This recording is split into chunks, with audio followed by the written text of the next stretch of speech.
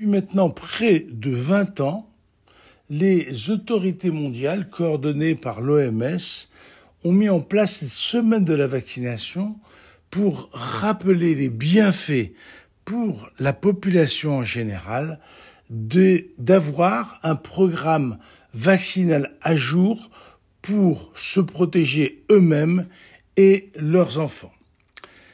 Alors, pendant des années, la vaccination se résumait à très peu de choses pour les enfants et encore moins pour les adultes.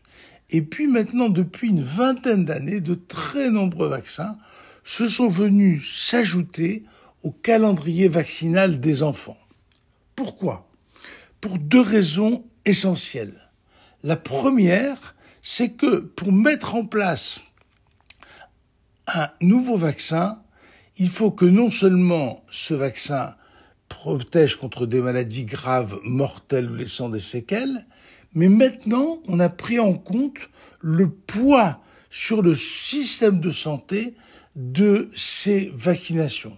Ainsi, des vaccins qui apparaissaient pour des maladies non graves, en tout cas pour la majorité des patients, comme la grippe ou la vaccination contre le rotavirus, sont importantes pour le système de santé parce que tous les ans, elles sont capables de déséquilibrer complètement le fonctionnement du système médical et en partie le fonctionnement des hôpitaux. On l'a bien vu l'année dernière.